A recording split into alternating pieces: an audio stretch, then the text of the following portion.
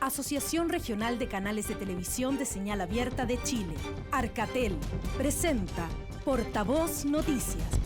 Hola, ¿cómo están? Bienvenidos a la entrevista del domingo de Portavoz Noticias. Queda muy poquito para que comience la primavera en nuestro país y es normal que en los primeros días surjan las típicas alergias estacionales en niños y adultos.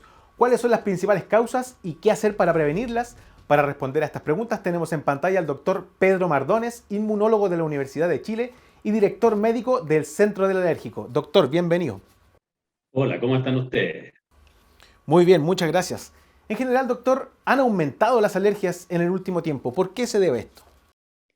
Ahí hay dos excepciones, digamos, acepciones. Una es que efectivamente están aumentando estas últimas semanas a raíz del polen, que en muchos lugares de Chile ha aumentado. Y está la otra excepción, ¿cierto? Es que ha ido aumentando la alergia en los años, en todo el mundo. ¿Ah? Y si es esa la pregunta, digamos, la cosa es multifactorial, pero una de las cosas que al parecer tiene que ver es el cambio climático, que el cambio climático ha aumentado los niveles de polen y el largo de las estaciones polínicas. Entonces, hay mucho más gente que tiene síntomas. Y lo otro es que las personas, los seres humanos, nos estamos volviendo más alérgicos a raíz de un distanciamiento con la vida natural. La vida natural con la naturaleza, con los animales, qué sé yo, hace que nuestras bacterias que tenemos en el intestino, en la piel, en la nariz, que son bacterias que conviven, son bacterias buenas, que conviven normalmente con nosotros, se hayan ido empobreciendo. La diversidad de bacterias se ha ido empobreciendo y eso genera un ambiente propicio también para que se vayan dando una prevalencia mayor de alergia. Durante esta época, ¿cuáles son las principales causantes de las alergias? Bien, en esta época depende mucho de la ciudad donde estés, porque si bien eh, toda como la tensión la genera un poquito Santiago, ¿cierto? Que efectivamente en Santiago aumentan mucho los pólenes de árboles urbanos, entre ellos el plátano oriental, el arce, el olmo, el nogal, qué sé yo, varios árboles. Entonces ahí la cantidad de polen que se emite es enorme. Pasa lo mismo o pasa similar en algunas ciudades cercanas a Santiago, por ejemplo, Rancagua, hasta Talca, te diría, pero ya en Talca la primavera se empieza a atrasar. Pero en general, todas las ciudades de interior en Chile, ¿no? Las que están alejadas de la costa, tienen un ciclo primaveral, ¿cierto? Que empieza en septiembre, pero en la medida que vas alejándote de Santiago hacia el sur, va también retardándose la primavera. En Talca empieza 2 semanas después, en Temuco empieza un mes después, ¿ah? A nivel de Puerto Varas empieza un mes y medio después, seguramente Punta Arenas casi 2 meses después, y por el contrario, en Copiapó empieza 2, 3 semanas antes o un mes antes incluso. Así que depende mucho de la ciudad. Y también depende un poco porque las ciudades de interior tienen una polinosis, o sea, una alergia a polen importante, pero las ciudades de costa tienden a tener una alergia más importante a los ácaros del polvo que a los pólenes, donde los pólenes en general son más bajos, salvo algunas excepciones que hemos estudiado. ¿A qué se debe que en las zonas costeras no haya tanto polen? ¿Será por la brisa del mar, por ejemplo? Claro, exactamente. La humedad relativa y la brisa del mar hace que los pólenes que se emiten precipiten rápidamente. Entonces el nivel es muy inferior. Claro que hay algunas ciudades, nosotros en el Centro Alérgico y con la Fundación de Aerobiología, que trabajo también, hicimos hace tiempo, por ejemplo, un estudio en Valparaíso, porque Valparaíso era una paradoja, siendo una ciudad de costa, tenía un patrón de todo el año, claro, por los ácaros, pero tenía una exacerbación estacional muy importante y no sabíamos por qué lo que era. Entonces pusimos un monitor de polen y nos dimos cuenta que había mucha presencia de un polen que se llama Parietaria judaica, que es como el plátano oriental de Valparaíso. Es una maleza, eso sí. ¿Eh? Y esta maleza poliniza desde septiembre hasta abril y produce mucha alergia. Es la primera causa de alergia en Valparaíso junto a los ácaros del polen. Y en general, ¿cuáles son los meses más críticos? Va a depender todo de la ciudad, pero en Santiago, septiembre es el mes más crítico, septiembre y octubre, pero después sigue siendo importante noviembre y hasta diciembre. ¿Ah? Porque los pacientes aquí en Santiago, por lo menos, que tienen alergia al polen, si bien les tienen alergia al plátano oriental, al arce y a los árboles urbanos que empiezan en septiembre, también le tienen alergia a los pastos silvestres o incluso a los pastos de la casa que son entre noviembre y diciembre. Y muchos pacientes, porque esto depende de lo que esté sensibilizado el paciente, no todos son iguales, pero muchos pacientes, aparte de los árboles y los pastos, tienen sensibilidad al polen de algunas malezas que polinizan incluso más tardíamente, en enero, febrero y hasta marzo. ¿Y ser alérgico es hereditario o se puede producir con el tiempo? Es hereditario, o sea, pero uno, en general, los niños pueden nacer alérgicos, pero lo habitual es que nacen sin alergia y se hacen alérgicos, pero la predisposición es hereditaria. O sea, si tú tienes un papá o mamá con alergia, tienes más posibilidad de tener alergia, y si los dos tienen alergia, tienes muchísimas posibilidades de ser alérgico. ¿Cómo se puede reconocer una alergia respiratoria de un resfriado común, por ejemplo, o del COVID-19 ahora? Mira, lo primero es que en general la persona que tiene alergia respiratoria, lo habitual es que la mayoría tenga una historia. Entonces son personas que ya saben que en septiembre empiezan con determinados síntomas y es fácil reconocerlo, ¿cierto? Por los estornudos, la picazón de ojos, la congestión nasal, las mucosidades, ¿cierto? Y ahí tal vez un síntoma bastante diferenciador es la picazón. La picazón de nariz, ojo y los estornudos muy frecuentes son muy típicos de las alergias, versus que los resfríos, ¿eh? En general, si bien tienen mucosidad nasal y todo, pero tiende a doler un poco la garganta, tiende a comprometer un poco más el estado general, hay tos, las mucosidades tienden a ponerse feas, amarillentas, verdosas, a poco andar, a los pocos días, entonces el cuadro es un poquito distinto. ¿Mm? Usted menciona los síntomas que son más comunes, como el moquito, los ojos rojos, la tos, pero ¿hay algún síntoma que sea más grave, ya que sea más de preocupación? Claro, hay muchos pacientes que junto con la rinitis alérgica hacen asma alérgica. Y de hecho, bueno, el asma, entre otras cosas, puede ser alérgica y puede ser por otras cosas, pero una de las principales causas de asma es la alergia y son enfermos que a veces tienen cuadros muy graves. De hecho, alguien, por suerte, es muy poco frecuente, pero hay gente que se muere de ataques de asma. Entonces, hay que tener un poquito de precauciones. Hay muchos pacientes que viven con las ramas del plátano oriental entrándole prácticamente a la pieza. Son gente que tiene cuadros muy severos. ¿Mm? Y en el caso de los síntomas ya más importantes, ¿cómo se reconoce una rinitis? ¿Cómo se combate una rinitis? ¿O el mismo asma, por ejemplo? Una rinitis, lo primero bueno, diagnosticarlo bien, saber que uno va a tener estos síntomas. Hay una página web, ¿ah?, que se llama www.polenes.cl. Pueden acceder también desde el centro alérgico, ahí había un link también. Y entonces en esa página se informan los niveles de pólenes que hay semanales.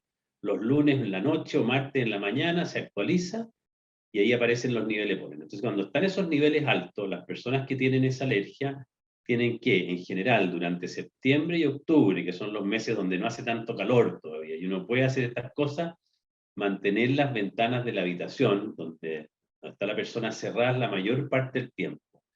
Muy temprano en la mañana, entre 7 y 8, conviene ventilar un poco, pero después dejar cerrado casi todo el tiempo, septiembre y gran parte de octubre, que son los meses donde entran toneladas de polen.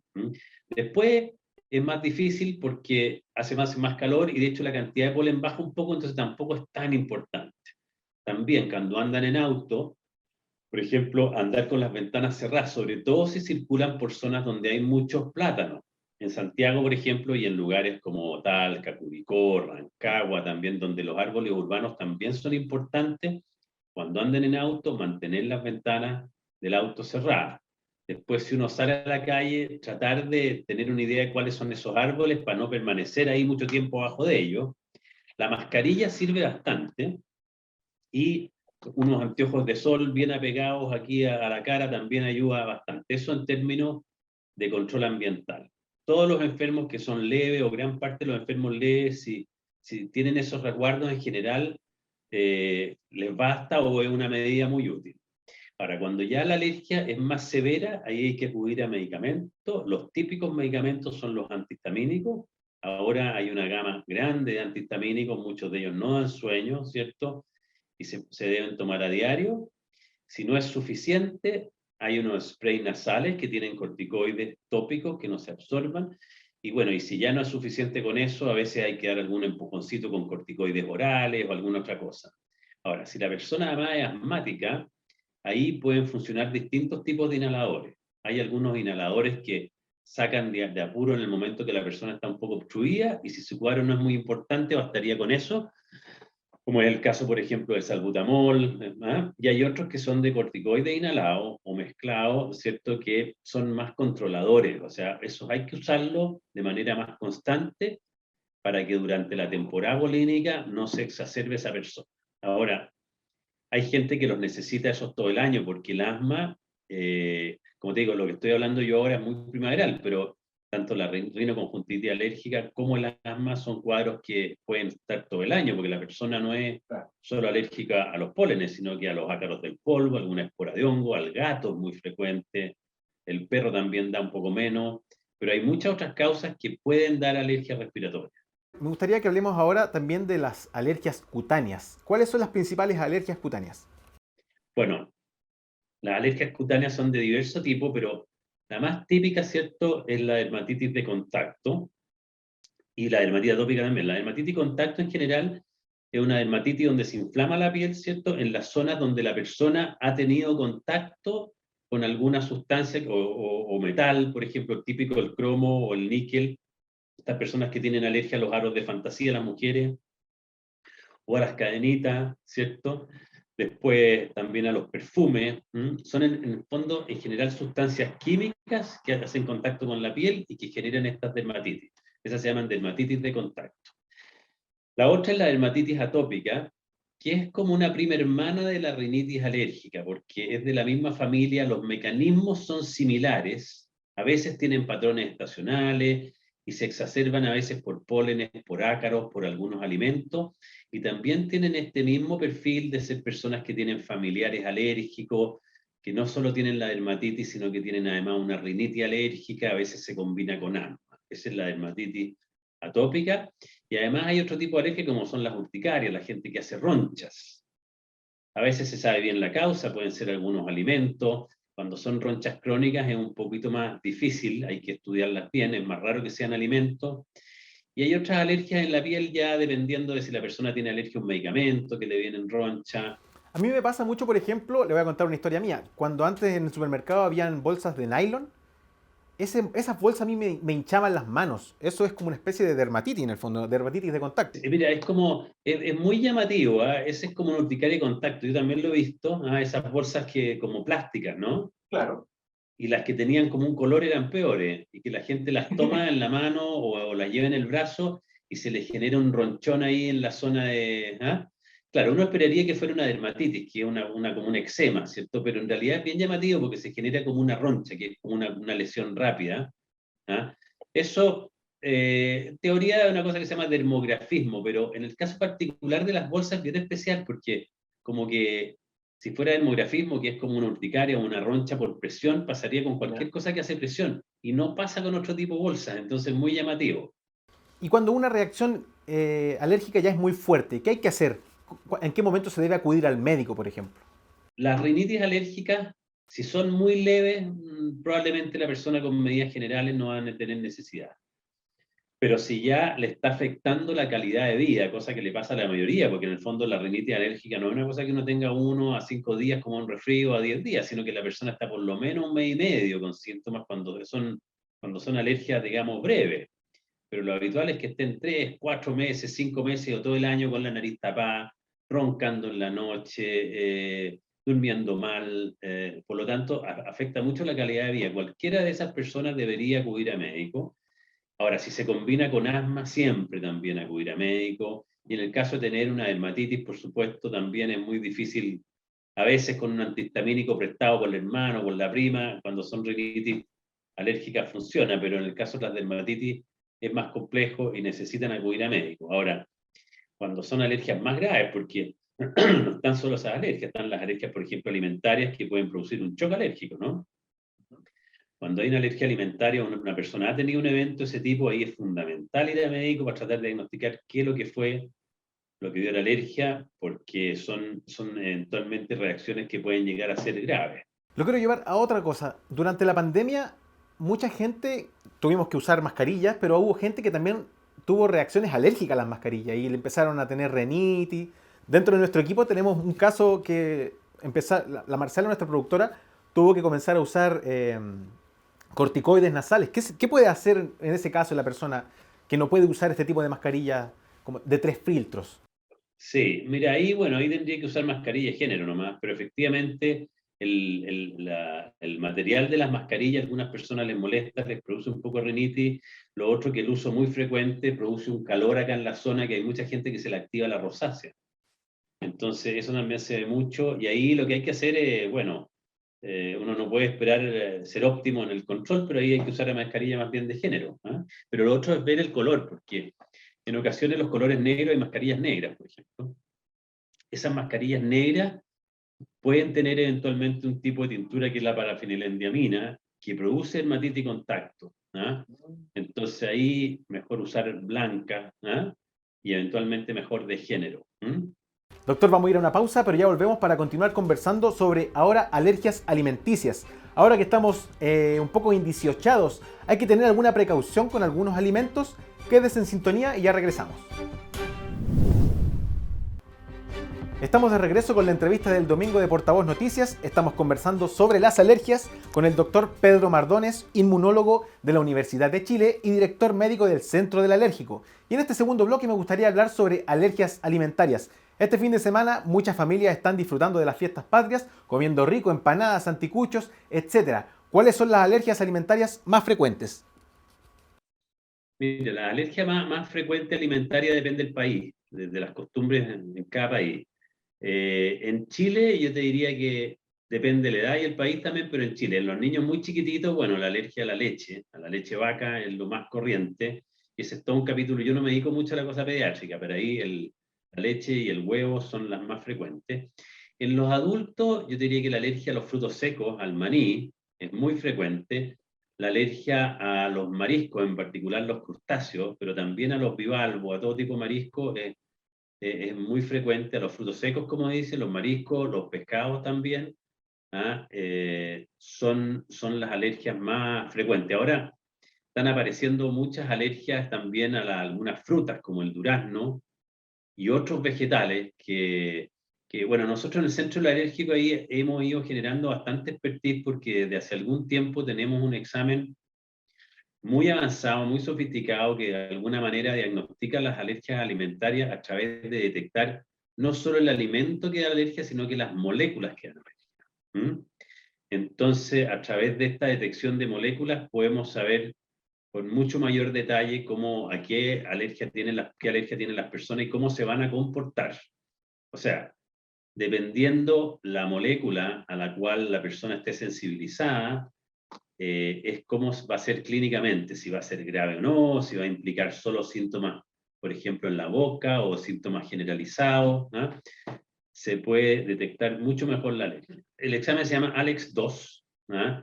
Y una plataforma que es lo último que se está usando en el mundo para diagnóstico de alergia alimentaria. No todos los pacientes se lo tienen que hacer, ¿eh? Porque de repente todo el mundo llega y no tiene sentido eso, pero sí los pacientes con alergias complejas sería importante hacerlo, ¿cierto? Y testea 295 en estricto rigor alergenos. De esos alergenos, la mitad de las cosas que testea son el alergeno como tal, o sea, el alimento, por así decirlo, o el inhalante como tal, por ejemplo, maní, leche, etcétera. Pero hay 170 moléculas en que yo testeo distintas moléculas de los alimentos, que son en el fondo, al final, las encargadas de producir la alergia y que son en el fondo las que van a determinar la gravedad y el perfil del paciente. Y este tipo de alimentos como el maní o los mariscos, por ejemplo, ¿por qué producen reacciones alérgicas? ¿Qué tienen estos alimentos que producen esas reacciones? Tienen de todo, pero tienen moléculas, tienen diversas moléculas que son un poco fuertes. Por ejemplo, el maní tiene muchas moléculas de depósito, que se llama. Como es una semilla, las semillas tienen moléculas, ¿cierto? Tienen proteínas que hacen que pueda germinar finalmente la proteína, que es como una bodega de proteínas para nutrirla en la semilla, ¿cierto? Los elementos de la semilla que van a germinar. Y esas moléculas son difíciles de digerir. Al no digerirse y tampoco la temperatura al cocinarlas no se alteran, por lo tanto son moléculas que tienden a dar alergia. ¿Y cuáles son los principales síntomas de una alergia alimentaria? Bueno, son síntomas muy variados, va desde la persona que le pica un poco la boca nomás, o los labios, que eso, por ejemplo, hay unas moléculas por decirte que se llaman profilinas, ¿no? Que producen casi eso nomás, nada más. Pero Si la molécula es una molécula más agresiva, como estábamos hablando de estas moléculas de depósito, por ejemplo, puede haber hasta un shock anafiláctico y eventualmente, si el shock anafiláctico, que afortunadamente es raro, pero puede llegar a quitar la vida a una persona, así es una cosa. ¿Ah? O sea, en Estados Unidos, por ejemplo, que son muy alérgicos al maní, mueren anualmente una cierta cantidad de personas por anafilaxias con el maní. ¿Mm? Insisto que no es algo para andar asustando a la gente, pero una persona que come un alimento y que tiene roncha o cualquier reacción tiene que ver si tiene que andar preparada. Y en el caso de los niños, usted mismo lo mencionaba que los recién nacidos muchas veces nacen con alergias a la leche. ¿Esta alergia se va pasando con el tiempo o queda? Que un gran porcentaje de esas alergias cada un año se pasen. ¿Mm? Y si no, a los 2 años ya se han pasado la mayoría, pero hay un grupo de niños que les queda persistentemente la alergia. Afortunadamente la mayor cantidad se le pasa. ¿Mm? Pero hay que hacer régimen, y no solo es la leche, a veces la soya, también algunas frutas o verduras pueden producirle la alergia. ¿Ah? Esas alergias tienden a ser un poco distintas, generan más bien cuadros digestivos, diarreas, a veces un poco de caquitas con sangre, las mamás se preocupan mucho y hay que tener un manejo ahí muy fino en el centro del alérgico. Hay médicos como bien especialistas en esto porque es un cuadro cada vez más frecuente. Antes se veía muy poco, la verdad, y ahora es cada vez más frecuente. En Chile se supone que entre un 4 y un 5% de la gente tiene ese tipo de alergia. De hecho, en el centro del alérgico funciona una fundación, que pasó el aviso, se llama Fundación Creciendo con Alergia, y es una fundación que está un poquito abocada a informar esto, a acoger a los papás, a contenerlo y a generar una serie de recursos alrededor de este tema. Y hay mucha gente también que puede confundir la alergia a un alimento a la intolerancia. ¿Hay alguna diferencia? ¿Cómo reconocerlo esos dos? Sí, se parecen un poquitito, pero en general la alergia implica una reacción inmunológica. ¿Mm? La intolerancia es distinta y puede implicar, por ejemplo, una insuficiencia de una enzima que no metabolice bien el alimento, entonces que el alimento sea un poco pesado y tiende a haber una diarrea o mucha hinchazón de estómago. Los síntomas pueden ser similares, ¿eh? Pero en el caso de la alergia, generalmente, digamos, o sea, tiene que haber una reacción inmunológica para considerar la alergia. En el caso del gluten, por ejemplo, hay mucha gente que es celíaca y no puede consumir gluten. Eso no es una alergia al gluten, ¿cierto? Eso es una reacción inmunológica, pero un poco distinta, ¿no? En el fondo, no se le llama alergia, sin embargo, es un tipo de reacción inmunológica, y es que la proteína del gluten se parece a una estructura de las células intestinales. Entonces, esta reacción que ataca al gluten ataca a su vez a las células intestinales y se va produciendo una inflamación y finalmente una atrofia de las vellosidades intestinales. ¿Mm? Y esas personas, la verdad que antes uno las diagnosticaba básicamente porque era un cuadro diarreico en un niño y que no crecía bien o que no ganaba peso, pero ahora se ha visto que es mucho más que eso, es un síndrome y que tiene desde alteraciones en la piel, problemas de crecimiento, tiene a veces anemia. La verdad que la hebra de la enfermedad celíaca uno la pilla a veces no solo por los cuadros diarreicos, sino que por un montón de otros síntomas que, por ejemplo, a veces hay una persona que puede tener una alopecia, que se le cae el pelo en un sector, una alopecia areata, y resultó que finalmente era una alergia, ¿ah?, al gluten, o una persona que tiene una enfermedad autoinmune y resultó siendo una enfermedad celíaca. Eso es un cuadro que ha ido aumentando mucho también y cuyas características y síntomas ha ido diversificándose mucho. Y en el caso de las frutas, mucha gente, usted mencionaba también que es alérgica al pelillo del durazno o el mismo de los kiwis. ¿Qué puede hacer la gente para poder comer esos elementos? ¿Es solo alérgico a los pelos o a la fruta en general? Puede ser a los pelos y a la fruta, pero ahí pasan muchas cosas, porque ahí, por ejemplo, el diagnóstico molecular que te hablaba es muy importante, porque si tú eres alérgico, por decirte, al durazno, hablemos del durazno, que podría ser con otra, pero para no... Si tú eres alérgico al durazno, tú puedes ser alérgico, como te digo, no es que sea al durazno entero, sino que es tal vez es a esa molécula, o tal vez es a esta otra molécula, te fijas aquí, ¿ah? O tal vez a esta otra de acá. Entonces, cada molécula tiene su grado de gravedad. Si tú tienes alergia al durazno porque te hiciste alérgico a la profilina, probablemente vas a poder seguir comiendo durazno, ¿ah? Y te va a molestar la boca, se te puede echar un poquito el labio y por supuesto va a tener que tener algunas precauciones.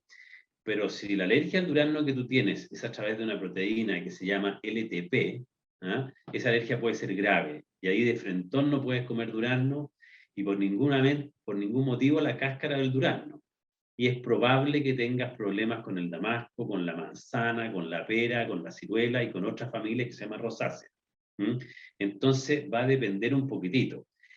Y lo otro que se ha visto que es muy interesante lo que está pasando en el mundo y en Santiago lo hemos estado viendo, es que depende de los pólenes a los que tú estás expuesto en una ciudad, es cómo te marca la alergia alimentaria. Por ejemplo, la gente que vive en Coyhaique, en Coyhaique un 35% más o menos de los árboles urbanos son abedules. Entonces el abedul echa el polen, qué sé yo, en octubre, noviembre, por ahí, y resulta que ese polen tiene una molécula que se llama BETB1. Esa molécula BETB1 está en la manzana, en la almendra, en el maní, en la avellana, etc. Entonces las personas que tienen rinitis alérgica son más propensas a que cuando coman estas frutas o semillas tengan molestias de alergia alimentaria. Afortunadamente esa molécula, claro, se tiende a digerir, por lo tanto las molestias son a nivel de la boca, a veces mejillas, pero pueden ser intensas. Pero a mí me pasó, por ejemplo, con una paciente que vivía en Coyhaique, que tenía esta alergia que se llama síndrome de alergia oral, ¿no? Que se le hinchaba un poquito la boca, las mejillas, pero se hizo una gastrectomía. Entonces, al hacerse la gastrectomía, esa persona dejó de digerir esta molécula y empezó con shock anafilácticos. Entonces ahí tú tienes cómo el tener un árbol urbano determina un tipo de alergia alimentaria. En Santiago tenemos algo parecido con el plátano oriental. El plátano oriental tiene una molécula que se llama una LTP, que afortunadamente gran parte de los pacientes que tienen alergia al plátano oriental no tienen esa molécula presente, pero los que la tienen pueden ser alérgicos al durazno y a la lechuga. Son gente que a veces en estación polínica hacen alergia a la lechuga. Le tienen anafilaxia con la lechuga y fuera de estación a veces no. Es muy especial. Entonces, pero el mensaje es un poco que los árboles urbanos están en muchos casos, sobre todo en la alergia a los adultos, están muchas veces determinando en gran parte cómo son las alergias de los adultos. Doctor Pedro Mardones, muchas gracias por sus recomendaciones y por conversar con las regiones del país. Muchas gracias a usted. Hasta luego. Que estén muy bien. Un abrazo a usted igual. Y muchas gracias a ustedes por su preferencia. Un abrazo y nos vemos la próxima semana. Asociación Regional de Canales de Televisión de Señal Abierta de Chile. Arcatel presentó Portavoz Noticias.